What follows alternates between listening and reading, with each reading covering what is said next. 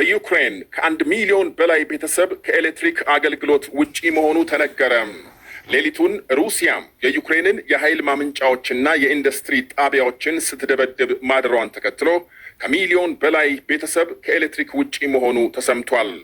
5 ግዛቶች የጥቃቱ ኢላማ መሆናቸውንና በዚህ ጥቃት 500 ገደማ ድሮኖችና ሚሳኤሎች መተኮሳቸውን ፕሬዝዳንት ዜሌንስኪ ገልጸዋል። የሩሲያ መከላከያ ሚኒስቴር በጥቃቱ ለራዳር አስቸጋሪ የሆነውን ሃይፐርሶኒክ ሚሳኤል መጠቀሙን አመልክቷል። በጦርነቱ ሩሲያም የኃይል ማመንጫዎችን በተደጋጋሚ ኢላማ የምታደርግ ሲሆን አሁን ከክረምቱ ጋር ተያይዞ የበለጠ ጫና ለመፍጠር የኃይል መሰረተ ልማቶች ላይ ጥቃት መፈጸሟን ቀጥላለች። የአሁኑ ጥቃት የአሜሪካ ልዩ ልዑክ ስቲቭ ዊትኮፍ ጦርነቱ እንዲቆም በሚያስችለው የሰላም እቅድ ላይ ከዜሌንስኪና ከሌሎች የአውሮፓ መሪዎች ጋር ለመነጋገር ወደ ጀርመን ይጓዛሉ መባሉን ተከትሎ የተፈጸመ ነው። በጀርመን በርሊን ተሻሽሎ በቀረበው የሰላም እቅድ ላይ በሚደረገው ንግግር የትኞቹ የአውሮፓ መሪዎች እንደሚሳተፉ እስካሁን በዝርዝር አልታወቀም። አወዛጋቢ ሆኖ የቀጠለውን የዩክሬን መሬቶችን ጉዳይ የተሻሻለው የሰላም እቅድ መፍትሄ ይሰጥ እንደሆነ ዜሌንስኪ በጥርጣሬ ይመለከታሉ። በእስካሁኑ ሂደት ገንቢ ውጤት እየታየ መሆኑን ዩክሬንና የአውሮፓ አጋሮቿ ሲገልጹ ከፕሬዝዳንት ትራምፕ በኩል ሰሞኑን ትዕግስት የማጣት ሁኔታም ታይቷል።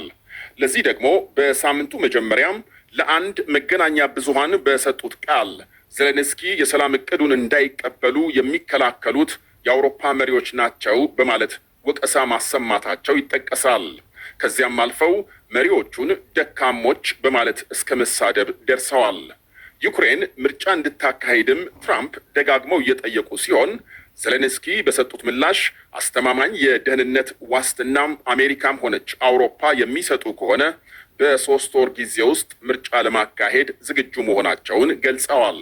በሀገሪቱ መካሄድ የነበረበት ምርጫ በጦርነቱ ሳቢያ ለሌላ ጊዜ መተላለፉ ሲታወስ፣ ሆኖም ዜሌንስኪ ምርጫ ላለማካሄድ ጦርነቱ እንዲራዘም እያደረጉ ነው በሚል ትችት ይቀርብባቸዋል። ለዩክሬን ይገባል የተባለው 247 ቢሊዮን ዶላር በአውሮፓ እንዳይንቀሳቀስ ታግዶ የቆየው የሩሲያ ገንዘብ ላልተወሰነ ጊዜ እንዲታገድ ማለትም ታግዶ እንዲቆይ የአውሮፓ ሀገሮች ከስምምነት ደርሰዋል። እስራኤል ከፍተኛ የሐማስ ወታደራዊ አዛዥ መግደሏን አስታወቀች። ራድ ሳድ የተባሉት እኚህ ከፍተኛ የሐማስ የጦር አዛዥ ዛሬ ቅዳሜ ከሰዓት በኋላም ጋዛ ከተማ ውስጥ በመኪና ሲጓዙ በእስራኤል የአየር ጥቃት መገደላቸውን የእስራኤል ጦር ኃይል ገልጧል። አብረዋቸው ሲጓዙ የነበሩ 3 ሰዎች መገደላቸውም ተመልክቷል። አዛዡ የሐማስ የጦር መሳሪያ ማምረቻና ማከፋፈያ ጣቢያን ሲመሩ እንደነበርና ከቅርብ ጊዜ ወዲህ የተገደሉ የሐማስ የመጀመሪያው ከፍተኛ ወታደራዊ አመራር ናቸው ተብሏል። ሐማስ ጥቃቱን ተከትሎ ባወጣው መግለጫም የአዛዡን መገደል ከማረጋገጥ ወይም ከማስተባበል ይልቅ እስራኤል የሰላም ስምምነቱን በግልጽ እየጣሰች መሆኗን ያሳየችበት ወንጀል ሲል አውግዟል። ቤላሩስ በእስር ላይ የነበሩ ከ100 በላይ ተቃዋሚዎችና አክቲቪስቶች መልቀቋ ተነገረ።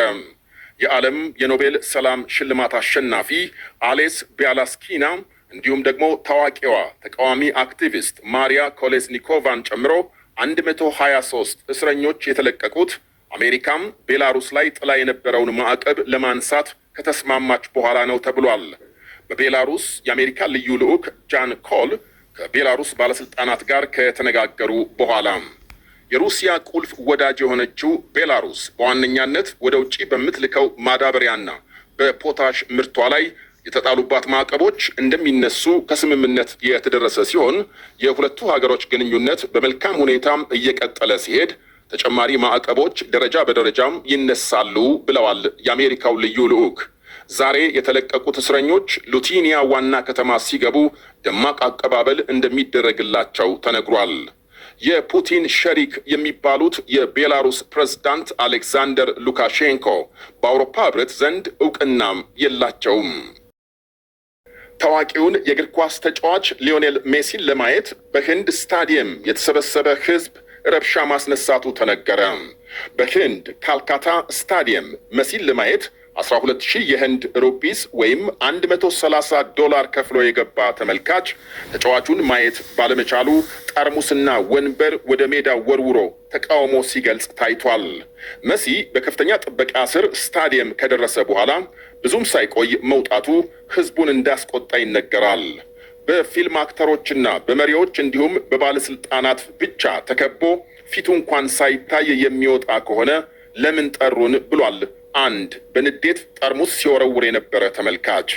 መሲ በደህንነት ሰራተኞች ታጅቦ ከወጣ በኋላም በስታዲየሙ ረብሻ ተነስቶ ወንበሮች ሲሰባበሩ በርካታ ሰዎች መቁሰላቸው ተመልክቷል።